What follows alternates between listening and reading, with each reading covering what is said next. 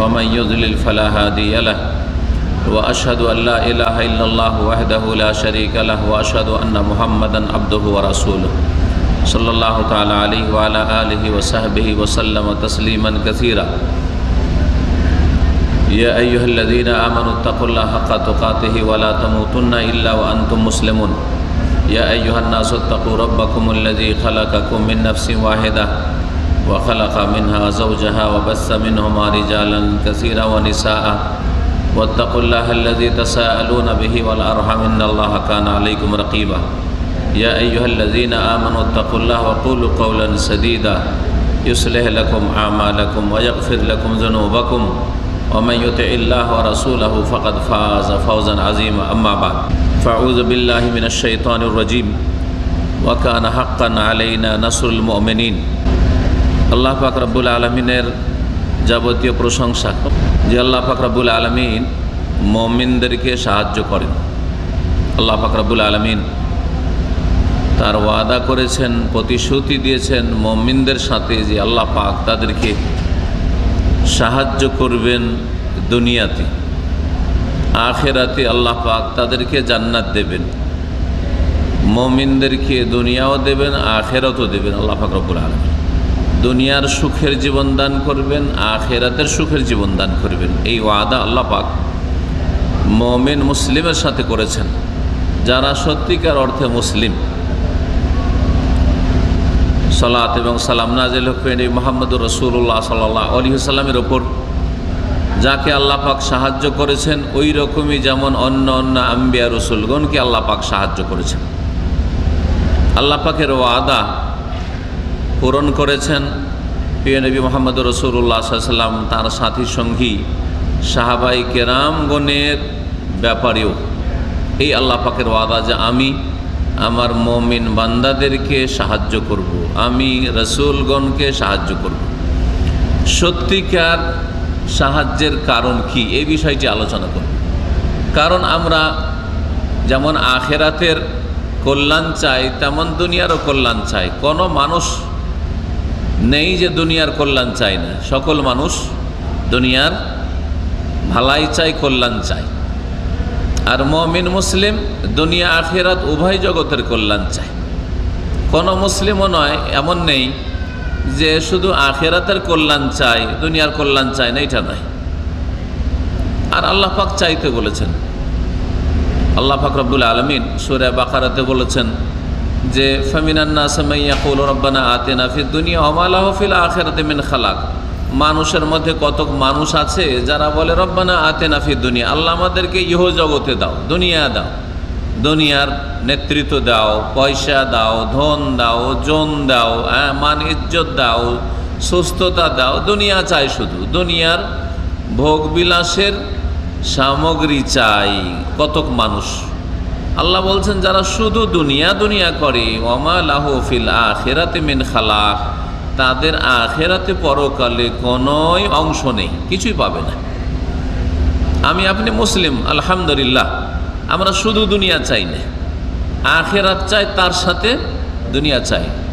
দুনিয়া চাই তার সাথে আখিরাত নয়, আখিরাত চাই তার সাথে দুনিয়া চাই। মানে এক নম্বরে পরকালের স্থায়ী জগতের সুখ শান্তি চাই, আর তার সাথে সাথে এই ক্ষণস্থায়ী জীবনের কয়েক বছর, কিছু কাল, জানি না কতক্ষণ আর সময় আপনার আমার আছে, এই সময়টা তো সুখ চাই, এটা আল্লাহ চাইতে বলেছেন। তারপরের অংশে আয়াত আল্লাহ বলছেন ওয়ামিনান নাস মান ইয়াকুলু রব্বানা আতিনা ফিদ দুনিয়া হাসানা ওয়া ফিল আখিরাতি হাসানা ওয়া কিনা আযাবান নার। আর কতক মানুষ আছে যারা বলে রব্বানা আতিনা ফিদ দুনিয়া হাসানা, হে আমাদের প্রতিপালক, হে আমাদের রব, হে আমাদের মালিক, আতিনা ফিদ দুনিয়া হাসানা, ইহ জগতে আমাদেরকে কল্যাণ দান করো, মঙ্গল দান করো, ভালাই দান করো, ওয়া ফিল আখিরাতি হাসানা, আর পরকালেও আমাদেরকে কল্যাণ দান করো, হাসানা। এই দোয়াটি এত ব্যাপক অর্থপূর্ণ দোয়া যে এর চাইতে ভালো দোয়া আপনি নিজেও বানাইতে পারবেন না, আর কোরআনে বা হাদিসেও আপনি খুঁজে পাবেন না এর চাইতে ভালো দোয়া। এই জন্য নবী করিম সাল্লাল্লাহু আলাইহি ওয়াসাল্লাম সবচাইতে বেশি এই দোয়াটি করতেন, সবচাইতে বেশি এই দোয়াটি করতেন। যেমন হাদিসে রয়েছে কেন? এতে দুনিয়ার এমন কোনো উপকারী জিনিস নেই যা চাইলেন না। দুনিয়ার এমন কোনো ক্ষতিকর জিনিস নেই, অপকারী নেই, যার অনিষ্ট থেকে আপনি আশ্রয় চাইলেন না। কারণ হাসানা মানে শুধু ভালোটা না, মন্দ থেকে বেঁচে থাকা, মন্দ থেকে মুক্ত থাকা, ঠিক না? তাহলে এই দুনিয়ার হাসানা দিয়ে দুনিয়ার সমস্ত ভালো কিছু চাইলেন, আর দুনিয়ার যত ক্ষতিকর জিনিস আছে সব থেকে আপনি আশ্রয় চাইলেন। কারণ যতই সুখ থাক, আপনার ধনের অভাব নেই, আপনার ক্ষমতার অভাব নেই, আপনার দুনিয়ার যেসব সুখ শান্তির সামগ্রী লাগে তার অভাব নাই, কিন্তু বাড়িতে যদি একটু শোক পড়ে যায়, হ্যাঁ, এটা ছেলে মারা গেছে রাষ্ট্রপতি প্রধানমন্ত্রীর বাড়িতে, হ্যাঁ, ঠিক না? আর পয়সার তো অভাব নাই, দেশে পয়সা আটে না, দেশে পয়সা আটে না, বিদেশের ব্যাংকে, ওই সুইস ব্যাংকে রাখছে, সুখ শান্তির শেষ নাই। কিন্তু একটা শুধু ছোট্ট একটা দুর্ঘটনা ঘটেছে, হ্যাঁ, কেউ মারা গেছে বাড়িতে, আর না হলে কেউ দুর্ঘটনায় হাত পা ভেঙেছে, হাসপাতালে ভর্তি আছে, বুঝলেন? তো হাসানা হইল কি আপনার বাড়িতে? কল্যাণ নেই, তাহলে বোঝা গেল। তো রব্বানা আতেনা ফিদ দুনিয়া হাসানা, দুনিয়ার সমস্ত কল্যাণ চেয়ে নিলেন, আর সমস্ত অমঙ্গল অনিষ্ট থেকে আপনি আল্লাহর কাছে নিরাপত্তা চেয়ে নিলেন।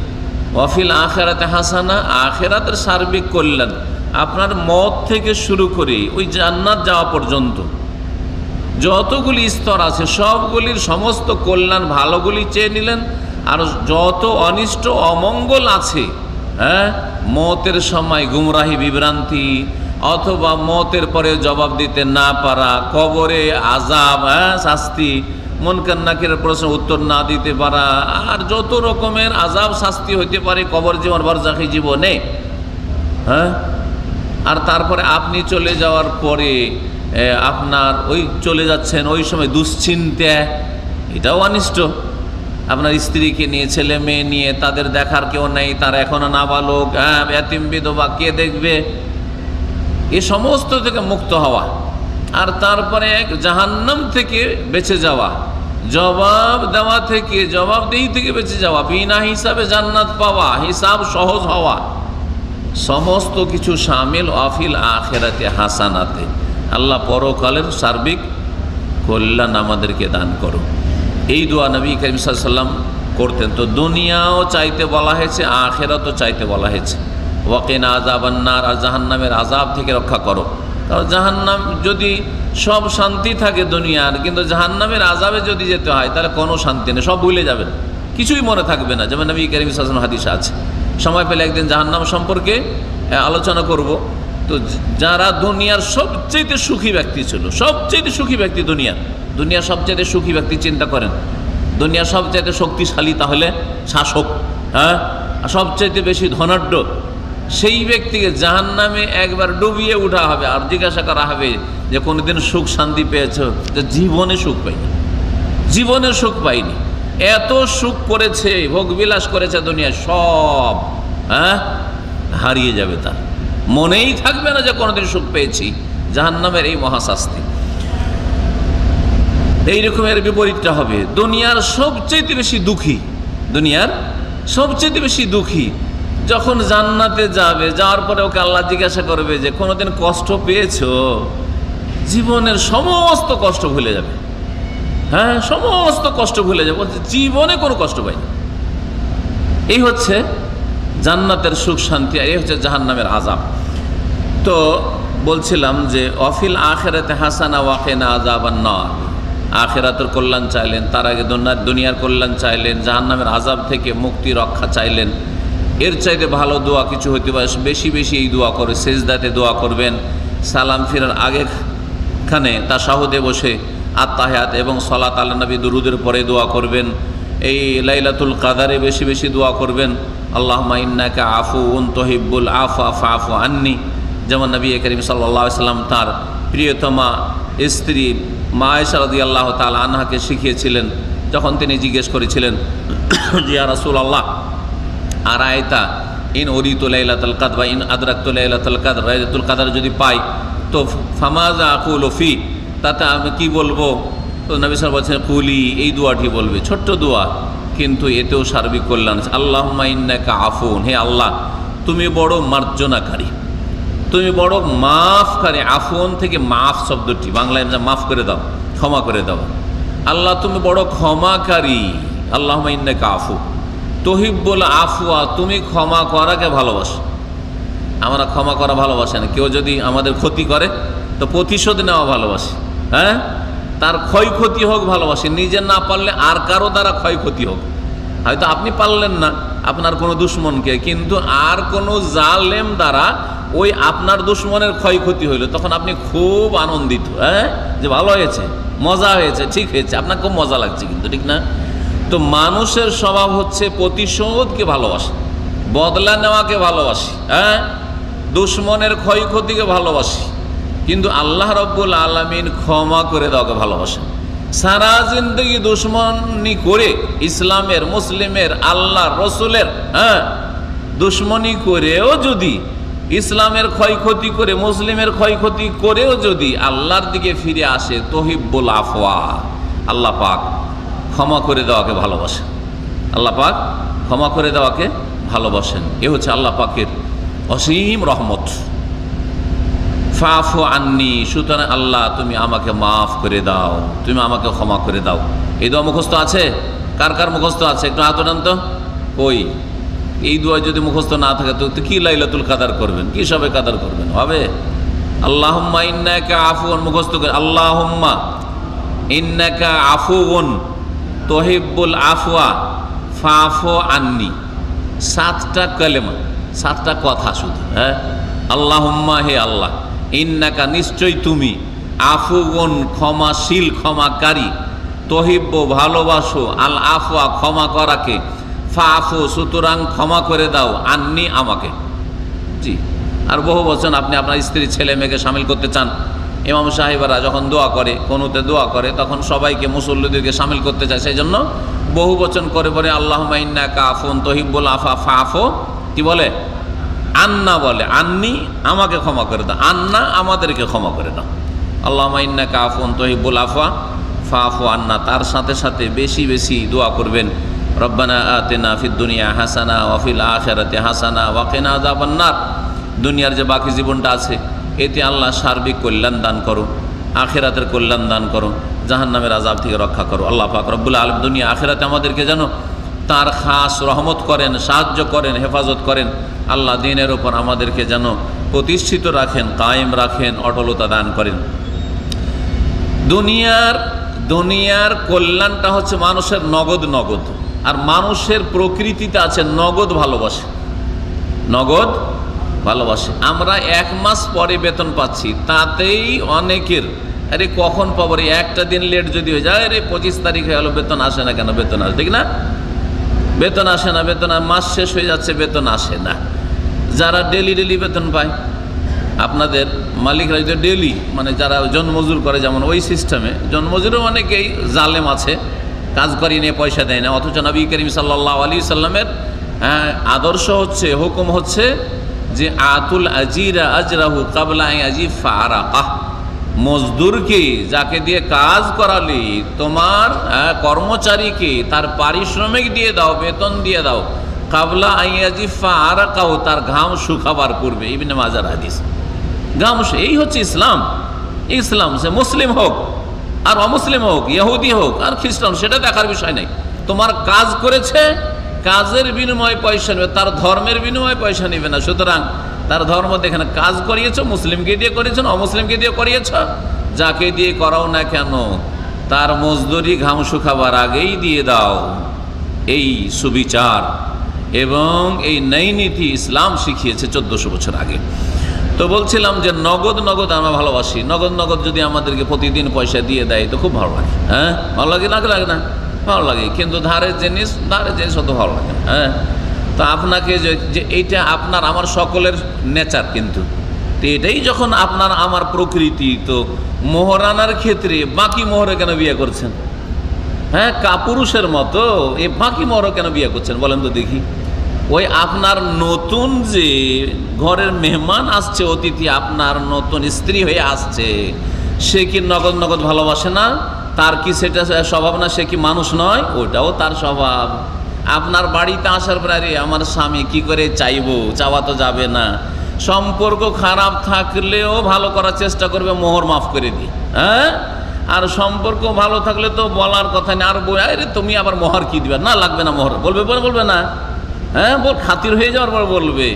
কিন্তু বিয়ের কবুলের আগে যদি বলেন যে মোহরটা মাফ করে দাও, মেয়েকে বা মেয়ের বাবাকে বলিয়েন যে 5 লাখ টাকা মোহর ধার্য করা হয়েছে, তো মাফ করে দেন, কবুল করার আগে বলিয়েন তো একটু, মানবে? তাহলে নগদ যখন আপনি ভালোবাসেন, তো আপনার মমিন হওয়ার পরিচয় যেটা নিজের জন্য ভালোবাসেন সেটা অন্যের জন্য ভালোবাসবেন। সুতরাং ওই যে পাত্রীটার জন্য ওইটা ভালোবাসবেন, নগদ মোহর দিয়ে বিয়ে করে আসবেন। কাপুরুষের মতো বাকি মোহরে বিয়ে করবেন না, সুন্নতের খেলাফ। আর 2 নম্বর কথা, ওর চাইতে বড় কাপুরুষের মতো আবার ওই মেয়ের ঘর থেকে যৌতুক নিয়ে আসবেন ওর বাবার কাছ থেকে, ওই রকম করে বিয়ে করবেন না। আপনার যদি 5টা বোন থাকে, একা ভাই আর বিদেশে চাকরি করেন, 5টা বোনের বিয়ে দিতে হবে। এক বোনের জন্য 5 লাখ, 10 লাখ, 20 লাখ হন্ডা লাগে বা 4 চাকার যৌতুক লাগে। আপনার অবস্থাটা কি হইতে? এটা কি ভালোবাসেন যে আপনার বোনকে বিয়ে করতে এসে সবাই যৌতুক চান না? তাহলে আপনি আপনার শ্বশুরের কাছে কেন যৌতুক চাবেন? বেহায়া মুসলিম। হ্যাঁ, আল্লাহ পাক যেন বুঝার তৌফিক দান করেন।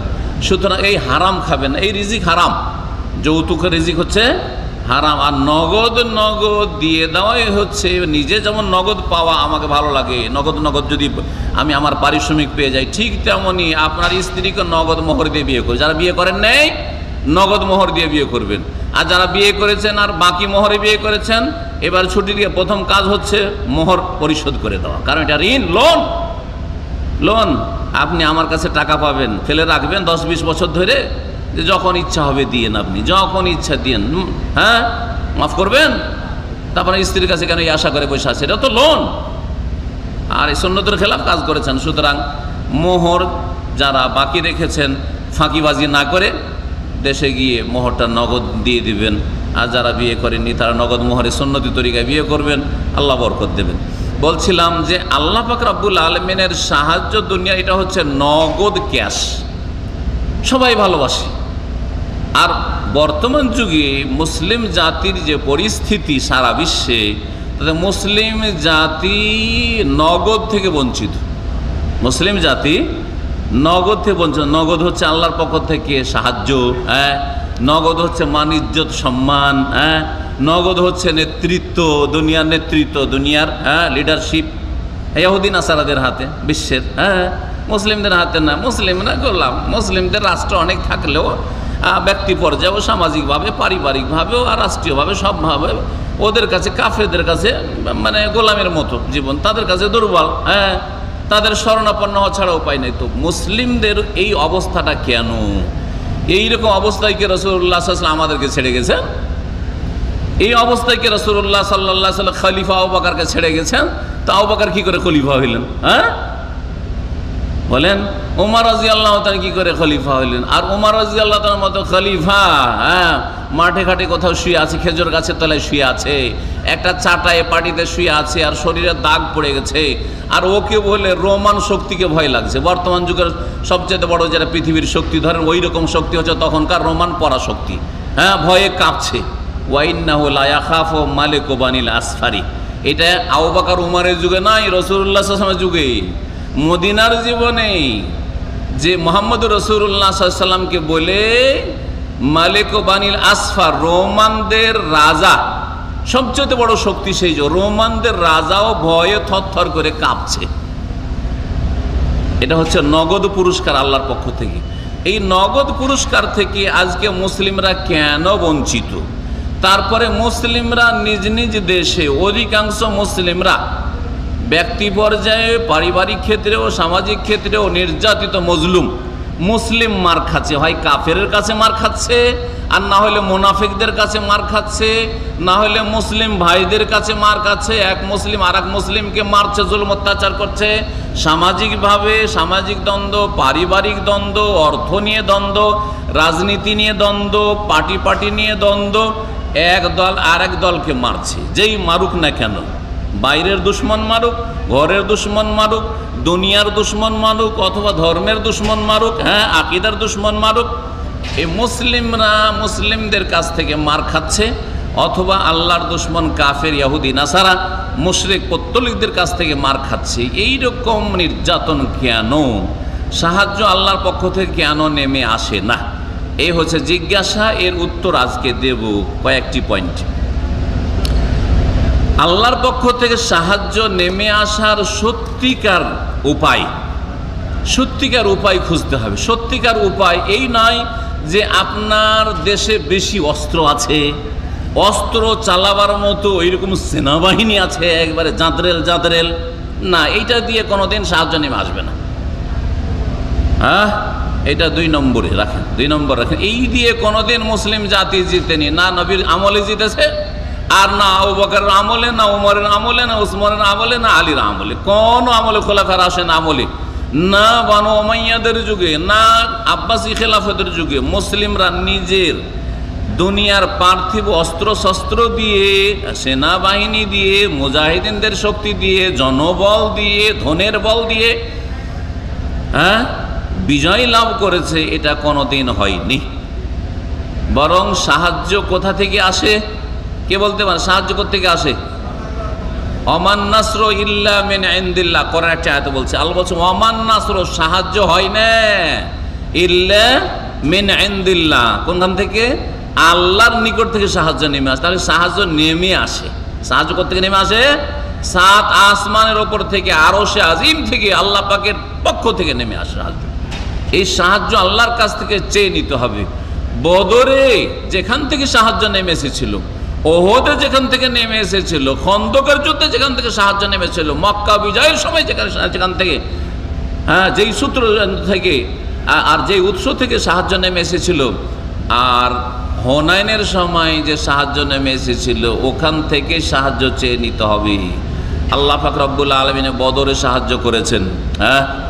ওয়ালাকাদ নাসারাকুমুল্লাহু বিবাদরিন ওয়া আনতুম আযিল্লাহ, আল্লাহ কোরআনে বলছেন, হে মানুষ, হে মুসলিমরা শোনো, তোমাদেরকে বদরে সাহায্য করেছে আল্লাহ। ওয়ালাকাদ নাসারাকুমুল্লাহ, আল্লাহ তোমাদের সাহায্য করে, বিবাদরিন, বদরের প্রান্তে, প্রথম ইসলামের জিহাদে যুদ্ধে। ওয়া আনতুম আযিল্লাহ, তখন তোমরা শক্তিশালী ছিলে না, বরং তোমরা তখন অসহায় ছিলে, দুর্বল ছিলে। দুর্বল থাকা অবস্থায়, অসহায় থাকা অবস্থায়, দুর্গত থাকা অবস্থায় তোমাদের কাছে আল্লাহ সাহায্য নামিয়েছেন। আরো আল্লাহ সূরা তাওবাতে বলেছেন, লাকাদ নাসারাকুমুল্লাহু ফি মাওয়াতিন কাসীরাতিন ওয়া ইয়াউমা হুনাইনিন, আল্লাহ তোমাদের সাহায্য করেছেন এক জায়গায় না, ফি মাওয়াতিন কাসীর, অনেক জায়গায় সাহায্য করেছেন। ওয়া ইয়াউমা হুনাইনিন, আর বিশেষ করে হুনাইনের যুদ্ধে সাহায্য করেছেন আল্লাহ। হুনাইনের নাম ধরে বলেছেন কোরআনে, হুনাইন যুদ্ধের, কারণ ওখানে দুশমনদের একটা বড় শক্তি ছিল, দুনিয়ার শক্তি, সেটা হচ্ছে তীর চালানোতে তার সবচেয়ে বেশি পারদর্শী ছিল আরবদের মধ্যে। সাহাবায়ে কেরামদের ওই রকম তীর চালানোতে পটু আর পারদর্শী ছিল না। ওই সময় আল্লাহ সাহায্য নামিয়েছেন, যখন ছত্রভঙ্গ হয়ে হারতে যাচ্ছিল, সেই সময় আল্লাহ সাহায্য নামিয়েছেন।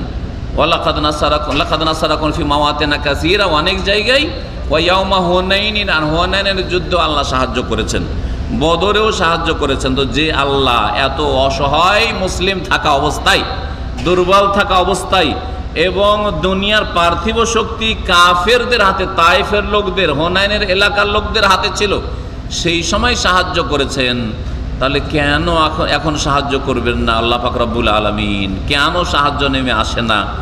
এই প্রশ্নের উত্তরটা আজকে খুঁজব।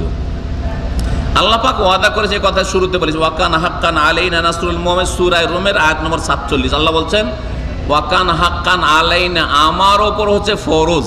আল্লাহ নিজের ওপর কি করেছেন? ফরজ করে নিয়েছে। আল্লাহর ওপর আমরা ফরজ করি না, কেউ ফরজ করতে পারে না। আর আল্লাহর ওপর কোনো কিছু ফরজ, ওয়াজিব আর সুন্নত, নফল, মুস্তাহাব নেই, কিন্তু আল্লাহ অনুগ্রহপূর্বক নিজের ওপর এই দায়িত্ব নিয়ে নিয়েছেন।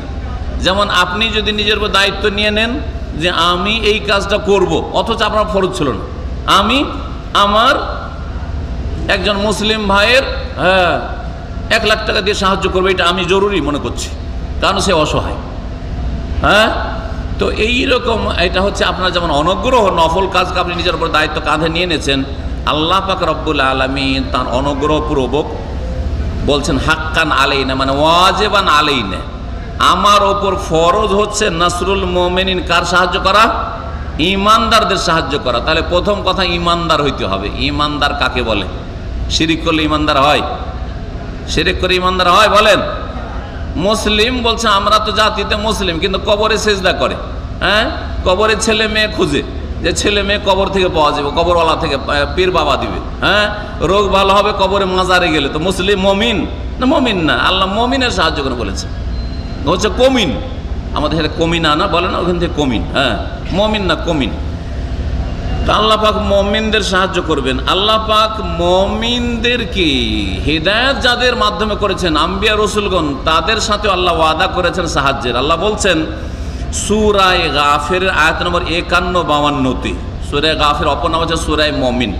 ইন্না লানানসুরু রুসুলানা, নিশ্চয়ই আমি আমার রাসূলদেরকে অবশ্যই সাহায্য করব।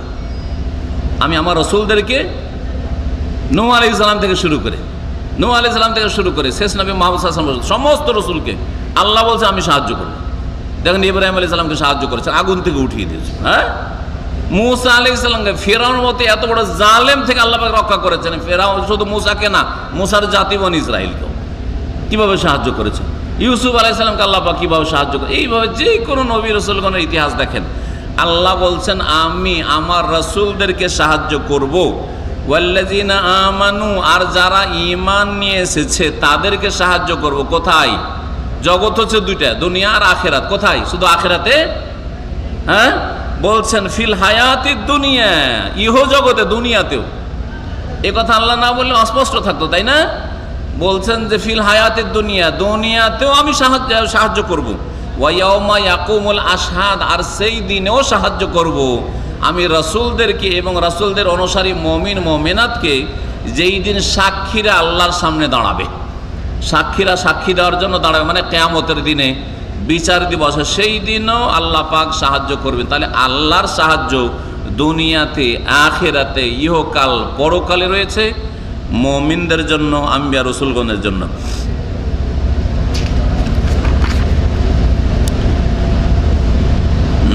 আল্লাহ পাক রব্বুল আলামিন দ্বীনে ইসলাম শেষ নবী মুহাম্মদ রাসূলুল্লাহ সাল্লাল্লাহু আলাইহি ওয়াসাল্লামের ওপর যে নাযিল করেছেন ওহীর মাধ্যমে, কোরআনে কারীমের ওহী আর রাসূলের হাদিসের ওহী, এর উদ্দেশ্য হচ্ছে এই জাতিকে বিজয় দান করা। এই জাতিকে বিজয় দান করা, এই জাতিকে গোলাম বানানো নয়। আজকাল একজন মুসলিম ইসলাম কবুল করে নিজেকে দুর্বল মনে করে। একজন লোক দাঁড়িয়ে রাখলেই মনোবল দুর্বল হয়ে যায়, রে দাঁড়িয়ে রেখে দেশে যেতে পারবো কি পারবো না। অথচ যাচ্ছে মুসলিম দেশে, বাংলাদেশে, হ্যাঁ, যাচ্ছে মিশরে, হ্যাঁ, যাচ্ছে সিরিয়াতে, কি অমুসলিম দেশে নাকি, হ্যাঁ, হিন্দুদের দেশ, ইহুদি খ্রিস্টানদের দেশ, যাচ্ছে মুসলিম দেশে, তাও দাঁড়িয়ে রাখলে ভয় লাগে। দাঁড়িয়ে রাখলে কি লাগে? ভয় লাগে। টাকনার ওপর কাপড় থাকলে ভয় লাগে, ওই জন্য জাহান্নামে যাওয়ার কাপড় পরে, টাকনার নিচে কাপড় পরে। আরে ওপরে কাপড় পরলে বলে মৌলবাদী আছে হয়তো, দেখ রে এটা একটু তল্লাশি ভালো করে নে, ভয় লাগে, হ্যাঁ। জালেম কাফেরকে বলে ভয় লাগে, হ্যাঁ। যদি ইসলামিক কিতাব নেই, কত লোক যে সে একটু দিনদার হয়ে ইসলামিক কিছু কিতাব কিনেছে, ক্যাসেট সিডি নিয়ে যাচ্ছে বা মেমোরি নিয়ে যাচ্ছে, আর আপনার পেরেশান মানসিক দিক থেকে, নিয়ে যেতে পারবো কি পারবো না, এয়ারপোর্টে ধরে নিবে নাকি, আবার আমাকে বাংলা ভাই দলে সামিল করে দিবে নাকি, আমাকে আবার জঙ্গি বানিয়ে দিবে নাকি, কি যে বানাবে, কি করবে, ভয় কিনা। সুবহানাল্লাহ। মানে আল্লাহ যা বলে তার উল্টা হয়ে গেছে। আল্লাহ বলছেন যে বিজয় দান করব, হ্যাঁ, আপনি দাড়ি রেখে গৌরব বোধ করবেন, দাঁড়িয়ে রেখে আপনি শক্তিশালী হবেন, টাকনার উপর ইসলামিক লেবাস পোশাক পরে আপনি শক্তিশালী হবেন। আর এখনকার মানুষ বলছেন নারী নারী চীনা পরিচয় যদি দিই, চিনে নেয় যে মুসলিম, তার অসুবিধা আছে। একজন ইন্ডিয়ান লোক, বিহারের লোক, বিহারের লোক আর কেরালার লোক, দক্ষিণ ভারতের কেরালা তামিল আর বিহারের লোক, এরা মোচ খুব বড় বড় করে রাখে, হিন্দুদের মতো মোচ, আর কিছু পাকিস্তানি রাখে, দেখেছেন না? বাঙালিদের একটা ভালো গুণ আছে, দাঁড়িয়ে রাখে না কিন্তু মোচও রাখে না, দেখে না? একটা ভালো একটা খারাপ, একটা ভালো একটা খারাপ। মোচ রাখে না, খারাপ না, ভালো। এটা সে মোচকে একবারে যে ব্লেড না দিয়ে যদি একটু মানে যতই ছোট করে সমস্যা নাই, কিন্তু ব্লেড দেওয়াটা একটু আপত্তিকর। তারপরও অত বড় অপরাধ নয়, অত বড় অপরাধ নয়। জি হ্যাঁ, তো মোচও রাখে না, একটু ভালো। মোচ বড় রাখা কাফেরদের লক্ষণ। মোচ বড় রাখা কার লক্ষণ? কাফেরের লক্ষণ। তাহলে কাফেরের লক্ষণ থেকে মুক্ত হইল, বোঝা গেছে কি না? ভালো না ভালো নয়? ভালো। কিন্তু দাড়ি রাখে না। তো দাড়ি না রাখা আবার কার লক্ষণ? ওটাও কাফেরের লক্ষণ। তো একদিকে কাফেরের লক্ষণ থেকে মুক্ত হলে মোচ ছোট করে মোচ রাখবো না, আর একদিকে দাড়িকে সাফা করে দিয়ে আবার কাফেরদের মতো হয়ে গেলেন। কেমন কথা হইল? যে বাঙালি মুসলিম আর বাঙালি হিন্দু দেখতে একই রকম। বাঙালি হিন্দু পশ্চিমবঙ্গে দাড়ি মোচ কিছু রাখে না। বাঙালি জাতি মোচের দুশ্মন, ঠিক না? বাঙালি জাতি হচ্ছে মোচের দুশ্মন। কাজটা ভালো, খারাপ না, এইটার আমি নাম করব। কিন্তু এই যে দাড়িরও দুশ্মন, এইটা হচ্ছে মুশকিল। বা দাড়িরও দুশ্মন অথচ মুসলিম, এইটা বড় মুশকিল। এই অবস্থায় গেলে আল্লাহ যদি বলেন যে তোকে তো আমার রসুলের মতো লাগে না, তুই কি রে, তুই মুসলিম না মুসলিম? আমি মুসলিম, আল্লাহ নামাজ পড়তাম, তোকে যে আমার নবীর মতো লাগে না। বলেন আপনারে, বলেন নবীর চেহারা দাড়ি মুন্ডা ছিল না দাড়ি ছিল এরকম? বলেন তো দেখি। দাড়ি ছিল না ছিল না? ছিল না ছিল না? বলেন দাড়ি ছিল। আচ্ছা, নবীর সাহাবি কেউ বলতে পারবেন, একটা সাক্ষী দিতে পারবেন নবীর একজন সাহাবি ছিল, তিনি আমার আদর্শ, তিনি দাড়ি মুন্ডে রাখতেন, আমি মুন্ডে রাখি? বলতে পারবেন কেউ? তাহলে তো আল্লাহ যদি কিয়ামতের দিন হাসর মাঠে বলেন যে তোকে নবীর মতো লাগে না, নবীর একজন সাহাবীর মতো লাগে না, আরে তুই নিজেকে হানফি বলছিস, আবু হানিফার মতো লাগে না তোকে, তুই নিজে নিজে বলছিস আমি শাফি মজাব, তোর শাফির মতো লাগে না, তুই বলছিস আমি মালিকি, তো মালিকির মতো তোকে লাগে না, ইমাম মালিকের মতো লাগে না, তুই বলছিস হাম্বলি, তো ইমাম আহমদ বিন হাম্বলের মতো লাগে না, তুই যাবেন কোথায়? নবী রসুলগণ আইম্মা কেরাম বুখারী মুসলিম আবু দাউদ নাসাই আবু হানিফা সব জান্নাতে যাবেন। আর আল্লাহ যদি বলে তুই ওই দলে যাবি না, তোকে তো ওদের মতো লাগে না, তুই যা, তোর মতো যারা আছে ওদেরকে খুঁজ, তুই কোথায় যাবেন বলেন দেখি? একটু ভয় লাগে না? না, আখেরাতের চিন্তা নেই, আখেরাত চিন্তা নেই, দুনিয়াতে ভয় লাগে। বলছিলাম যে ওই ভারতের ওই লোকটা ইসলামিক সেন্টারে আসে, উর্দু দর্শটা শুনতে আসে, কিন্তু দেশে ছুটি গেছে, ছুটি থেকে এবারে মোজ বড় বড় করে এসছে। তো ওকে যেহেতু ব্যক্তিগত চিনি, অফিসটা বিশেষ সালাম করে, তাহলে কী ব্যাপার মোজকে বিহারি মোজ বানিয়ে দিয়েছেন? ওই একটু বড় শিক্ষিত করেছে যে মোজকে বিহারি মোজ বানিয়ে কেন এসছেন? তো বলছে আর বলিয়েন না, দেশে গিয়ে ট্রেন ফ্রেনে বাসে যাতায়াত করতে হয়, যদি মোজটা যদি ছোট করে রাখি তা আবার ঝামেলা আছে। কি ঝামেলা আছে? মানে চিনে নেবে যে মুসলিম আছে, মোজ ছোট তার মানে মুসলিম আছে, আর বিজেপির রাজত্ব চলছে, কি জানি কোথায় বিপদ আপদ আসে, সেজন্য মোজটাকে একটু বড় করে রেখেছি একবারে, যাতে করে চিনতে না পারে। দাড়ি তো নেই, দাড়ি তো নেই, আর মোজটাও বড় আছে, তার মানে হিন্দুর বাচ্চাই আছে, হ্যাঁ হিন্দুর বাচ্চা আছে। চিন্তা করেছেন তাহলে মুসলিম কত দুর্বল? মুসলিম কত দুর্বল আজকে পৃথিবীতে, চিন্তা করুন। জি, সারা বিশ্বের কথা বলছি। মিশরে গেলে দাড়ি সাফ করে যায়, এখানে এসে দাড়ি রেখে দেয় কিছু লোকেরা, আর মিশর লোকে দাড়ি সাফ করে দেয়। সুবহানাল্লাহ, সুবহানাল্লাহ, কত দুর্বল তাহলে মুসলিমরা আজকে। অথচ আল্লাহ বলছেন আমি রসুলের সাহায্য করব, আমি মুমিন মুসলিমের সাহায্য করব, দুনিয়াতে ফিল হায়াতের দুনিয়া ওয়া ইয়াউমা ইয়াকুমুল আশহাদ, দুনিয়াতেও সাহায্য করব না আখিরাতেও সাহায্য করব। কেমন করে সাহায্য আসবে? নিজে যদি পরিচয় দিতে ভয় করেন যে না রে আমাকে চিনতে যেন না পারে। এয়ারপোর্টে বসে থাকি অনেকবার, যেহেতু দীর্ঘদিন সফর টফর করছি, অনেক সময় দেখা গেছে বসে আছি, একটা লোক এসে চিনতে পারছে না যে হিন্দু না মুসলিম, এসে বলছে সালাম আলাইকুম, এইরকম করে সালাম দিয়েছে। বলছি জানি আলহামদুলিল্লাহ সালাম পেলাম, একটা এয়ারপোর্টে বসে একটা সালাম পেলাম।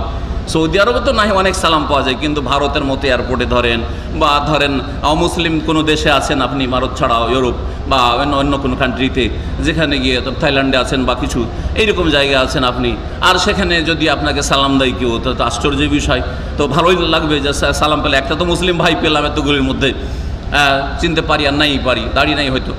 তো এইরকম অনেকে সালাম দেয়, কিন্তু পরিচয় দিতে চাই না। আমাকে দেখছে যে মার খামারা লোক, একটু এসে সালাম দিয়ে পাশখানে বসলো, ওতে বুঝতে পারলাম যে আমার একটা মুসলিম ভাই কমপক্ষে এয়ারপোর্টে আছে, বাকিগুলোকে চিনতে পারি না। অনেক হয়তো মুসলিম আছে, কিন্তু একটিও চিনতে পারছি না। দুঃখের বিষয়। বলছিলাম যে আল্লাহ পাকের সাহায্য মুমিন মুসলিমদের জন্য নেমে আসবে, কিন্তু প্রথম শর্ত হচ্ছে মুমিন হইতে হবে। আর মুমিন মানে মুয়াহিদ, আল্লাহর একত্ব প্রতিষ্ঠাকারী হইতে হবে, তৌহিদবাদী। আপনার তৌহিদে শিরকের যেন ভেজাল না থাকে, দুর্গাও না থাকে, দরগাও না থাকে, গৌসও না থাকে, কুতুবও না থাকে, আবদালও না থাকে। ওলি আউলিয়া দিতে পারে, পীর বাবা দিতে পারে, পীর বাবা কলবের খবর রাখে, এইসব শিরকি কুফরি আকীদা যেন না থাকে। যেমন সাই বাবা থাকবে না, সাধু বাবা থাকবে না, তেমন পীর বাবাও যেন আপনার অন্তরে না থাকে।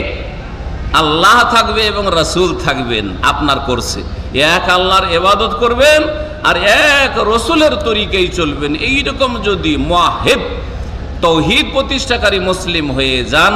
এটা হচ্ছে প্রথম শর্ত। আল্লাহর সাহায্য আসমান থেকে আপনার ওপর, আপনার পরিবারের ওপর, আপনার সমাজের ওপর, দেশের ওপর, মুসলিম বিশ্বের ওপর নেমে আসার জন্য শর্ত, প্রথম শর্ত। শিরক মুক্ত না হলে আল্লাহর সাহায্য নেমে আসবে না, এই হচ্ছে প্রথম শর্ত। ইখলাস এবং তৌহিদ। ইখলাস, তৌহিদ। তৌহিদ আল্লাহর একত্ব প্রতিষ্ঠা করা। ইখলাস মানে নিখুঁত নির্ভেজাল করে আল্লাহর ইবাদত বন্দি করা। আপনার অন্তরে, আপনার কথায়, কাজে যেন কোনো রকমের শিরকের গুমরাহি না থাকে। দ্বিতীয় শর্ত হচ্ছে সালাত কায়েম করা, 5 ওয়াক্ত নামাজ পড়া। আল্লাহর সাহায্য নেমে আসবে। মুসলিম জাতি গোলামি করবে না, বরং মুসলিম জাতি সম্পর্কে আল্লাহ পাক বলছেন কোরআনে কারিমে, হুয়াল্লাযী আরসালা রাসূলাহু বিল হুদা ওয়া দীনিল হক লিইয়ুযহিরাহু আলাদ দীনি কুল্লিহি ওয়ালাউ কারিহাল মুশরিকুন। আল্লাহ তো তার রাসূলকে এই জন্যই পাঠিয়েছেন, 1400 বছরের রাসূলকে পাঠিয়েছেন কি জন্য? লিইয়ুযহিরা, হেদায়েত নিয়ে এবং দ্বীনে হক, সত্য দিন নিয়ে। দ্বীন ইসলাম হচ্ছে সত্য দিন, আর বাকি হচ্ছে বাতিল। এক আল্লাহর ইবাদত হচ্ছে সত্য দিন, আর এক আল্লাহর সাথে শরীক করা হচ্ছে বাতিল ধর্ম। ভালো করে শুনে রাখেন, আল্লাহ বলছেন দ্বীনে হক নিয়ে আর হেদায়েত নিয়ে রসুলকে পাঠিয়েছেন। কেন? লিইয়ুযহিরাহু আলাদ দীনি কুল্লিহি, যাতে করে যত মতবাদ রয়েছে, যত পথ আর মত রয়েছে, যত থিওরি আর ইজম রয়েছে, আর যত ধ্যান ধারণা রয়েছে, আর যত ধর্মকর্ম রয়েছে, সবগুলি এবং সকলের ওপর এই মুসলিমদেরকে, ইসলামকে, দ্বীনে হককে বিজয়ী করে দেওয়ার জন্য। তো দ্বীনে হককে আল্লাহ পাক বিজয় করলে দ্বীনে হকের অনুসারী যে মুসলিমরা, মুমিন যদি সত্যিকার অর্থে হয়, তাহলে তাদেরকেও আল্লাহ পাক বিজয়ী করবেন। যেমন আমাদের প্রথম যুগের মুমিনদেরকে আল্লাহ বিজয়ী করেছে, রাসূলুল্লাহ সাল্লাল্লাহু আলাইহি ওয়াসাল্লাম, সাহাবায়ে কেরাম, খোলাফায়ে রাশিদিনদেরকে। বলছিলাম প্রথম গুণ তৌহিদ, তারপরে দ্বিতীয় গুণ হচ্ছে নামাজ কায়েম করা। নামাজ যদি না পড়েন, আর জাতিতে মুসলমান যত আছেন আরও যদি বেড়ে যায় সংখ্যায়, এর দ্বিগুণ 4 গুণ হয়ে যায়, কিন্তু বেনামাজি মুসলিম কোনোদিন আসমান থেকে সাহায্য নেমে আসবে না।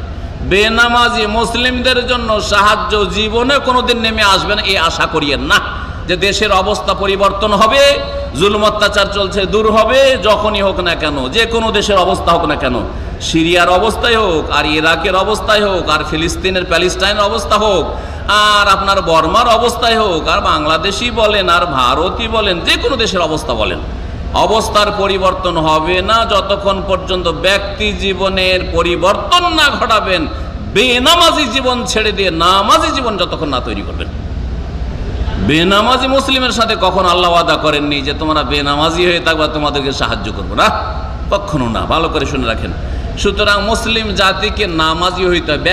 ব্যক্তি জীবনটা ঠিক করলে, কয়েকজন ব্যক্তি ঠিক হলে আমাদের পরিবার ঠিক হয়ে যাবে। ঠিক হবে না? হবে না?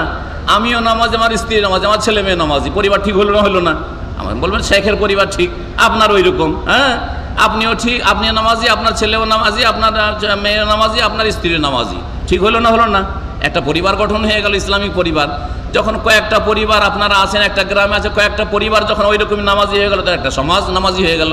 কয়েকটা সমাজ যখন নামাজি হয়ে গেল, একটা ডিস্ট্রিক্ট নামাজি হয়ে গেল। কয়েকটা ডিস্ট্রিক্ট যখন নামাজি হয়ে গেল, তো গোটা বাংলাদেশ নামাজি হয়ে গেল। আর গোটা বাংলাদেশ নামাজি হয়ে গেল, তখন বেনামাজিগুলো পার্লামেন্টে থাকতেই পারবে না, থাকতেই পারবে না। কে রাখবে ওদেরকে? কেউ রাখবে না। ভোট দিচ্ছে কে ওদেরকে? হ্যাঁ, বলেন দেখি। আমাদের মতো লোকই তো ভোট দিচ্ছে। হ্যাঁ, তাহলে বোঝা গেল যে ইসলামকে জানতে হবে, মানতে হবে, পালন করতে হবে ব্যক্তি জীবন থেকে। ব্যক্তি জীবন, পারিবারিক জীবন, সামাজিক জীবন যখন ঠিক হয়ে যাবে, তখন দেখবেন যে অটোমেটিকলি বাতিল সরে যাবে, জুলমের অবসান ঘটবে, অশান্তি দূর হয়ে যাবে, শান্তি প্রতিষ্ঠা হবে, ন্যায় নীতি, আদল ইনসাফ কায়েম হবে। এর জন্য আর চেষ্টা করা, আর বিক্ষোভ মিছিল করা লাগবে না। এসব ফালতু কাজ, এসব ফালতু কাজ। এই দিয়ে কোনোদিন সংশোধন হয়নি, হবে না। লড়াই করে আর রাস্তাঘাটে মারবো, মরবো, এইসব করে সংশোধনে বাড়ি যান, বাড়ি ঠিক করেন। সমাজে যান, সমাজ ঠিক করেন। আত্মীয় স্বজনদের কাছে যান, আত্মীয় স্বজনদেরকে মুসলিম বানান, শিরক মুক্ত করেন, বেনামাজিকে নামাজি বানান। দেখবেন দেশ কি হয়ে যাবে, অটোমেটিকলি পাল্টিয়ে যাবে। জি জি, অসৎ থেকে সৎ হয়ে যাবে। ইন্নাল্লাহ লা ইউগাইয়িরু মা বিকওমিন হাত্তা ইউগাইয়িরু মা বিআনফুসিহিম। আল্লাহ অতক্ষণ কোনো জাতির ভাগ্য পরিবর্তন করেন না যতক্ষণ পর্যন্ত তারা নিজের অবস্থা পরিবর্তন না করে। নিজে যতক্ষণ নামাজি না হবে ততক্ষণ পর্যন্ত আল্লাহ পাক এই জুলমের অবসান ঘটাবেন না। আল্লাহ পাক রব্বুল আলামিন যেন আমাদেরকে তৌফিক দান করে বুঝার এবং মানার পালন করার। নামাজ কায়েম করার মতো কায়েম করতে হবে। তৃতীয় গুণ হচ্ছে জাকাত দিতে হবে। জাকাত সম্পর্কে আলোচনা করেছি 2 দিন আগে। জাকাত দিতে হবে, না হলে আল্লাহর সাহায্য নেমে আসবে না। 4 নম্বর গুণ হচ্ছে যে ভালো কাজের উপদেশ দিতে হবে, আদেশ দিতে হবে। আদেশ দেওয়া, উপদেশ দেওয়া মানে শুধু 2-4টি ক্ষেত্রে না, জীবনের প্রতিটি ক্ষেত্রে যখনই যেখানে দেখবেন যে ভালো কাজ হওয়ার দরকার, তখন ভালো কাজকে বাড়াবার চেষ্টা করতে হবে। ভালো কাজও যেমন বাড়াবেন, ভালো মানুষের সংখ্যা বাড়াবার চেষ্টা করবেন। আমরা ভালো মানুষ কিনা? তুলনামূলক যারা রাস্তাঘাটে ঘোরাফেরা করছে, রোজা রাখেনি, তাদের চাইতে অনেক ভালো মানুষ রোজাদার ভাইরা। কথা ঠিক কিনা বলেন? তাহলে আমরা আলহামদুলিল্লাহ দেখেন, একজন প্রথম 4টা সোয়া 4টে যদি আসেন, দেখবেন 1-2 জন করে ঢুকলো ইফতার ক্যাম্পে। ঢুকতে ঢুকতে আলহামদুলিল্লাহ এতগুলো লোক আমরা এখন ইফতার ক্যাম্পে ভালো মানুষ, অন্যদের তুলনায় ভালো মানুষ পেয়েছি। এইরকমই ধরে প্রত্যেক গ্রামে, দেশে, শহরে কি করতে হবে? ভালো মানুষের সংখ্যা বাড়াইতে হবে, চেষ্টা করতে হবে। ভালো প্রোডাকশন তৈরি করতে হবে। এটা হচ্ছে 4 নম্বর গুণ, যাকে কোরআনের ভাষা বলা হচ্ছে আল আমরু বিল মারুফ ওয়ান নাহি আনিল মুনকার। 5 নম্বর গুণ হচ্ছে যে অন্যায় কাজে বাধা দিতে হবে। অন্যায় কাজে বাধা দেওয়া মানে অন্যায় কাজেও বাধা দিতে হবে, অন্যায়কারীর পাপীর সংখ্যা কমাইতে হবে। তাহলে যারা নামাজি ভাইরা, বেনামাজির সংখ্যা কমাবার জন্য আমাদেরকে ভূমিকা নিতে হবে। কেমন করে রেখে নামাজি বানাবো? মুশরিক কবর পূজারীদের সংখ্যা কমাবার চেষ্টা করতে হবে, মিলাদীদের সংখ্যা কমাবার চেষ্টা করতে হবে, বিদাতীদের সংখ্যা কমাবার চেষ্টা। সংখ্যা কেমন করে কমাবেন? মেরে দিয়ে? না না না না, মারতে বলছি না। হ্যাঁ, একটা কমানো হচ্ছে যে বেনামাজিকে মেরে দে, তাই না? সংখ্যা কমলো না? ওটা তরিকা না। বেনামাজিকে নামাজি বানান, বিদাতীকে মেরে দে, এটা না না না। বিদাতীকে সুন্নতি বানান, মুশরিককে মুওয়াহ্হিদ বানান। যে কবর মাজার পূজা করছে ওই খাঁটি মুসলিম, মানে এক আল্লাহর ইবাদতকারী বানান। যে প্রতিমা পুতুল পূজা করছে, হ্যাঁ, হিন্দু, তাকে মুসলিম বানান। জি, ইহুদি খ্রিস্টান মুসলিম বানাবার চেষ্টা করেন। মুসলিম সমাজে থেকেও মাজারের খাদেম, তাকে মসজিদের খাদেম বানান। জি, ওর হাত দিয়ে মাজার ভাঙিয়ে না, আপনাকে ভাঙতে যেতে হবে না। হ্যাঁ, আপনাকে ভাঙতে যেতে হবে না। যারা মাজার তৈরি করেছে তাদেরকে ভালো মানুষ বানিয়ে, মুসলিম বানিয়ে, তাদের হাত দিয়ে তাদের মাজার ভাঙিয়ে নেন। জি, এই কাজটা করতে হবে। এটা হচ্ছে নাহি আনিল মুনকার। ভালোদের সংখ্যা বাড়াইতে হবে আর অন্যায়কারীদের সংখ্যা কমাতে হবে। আল্লাহ পাক রব্বুল আলামিন যেন তৌফিক দান করেন। এই যে কথাগুলি বললাম, দলিল বলিনি। হ্যাঁ, এই 5টি গুণ বলেন তো, কেউ বলতে পারবেন?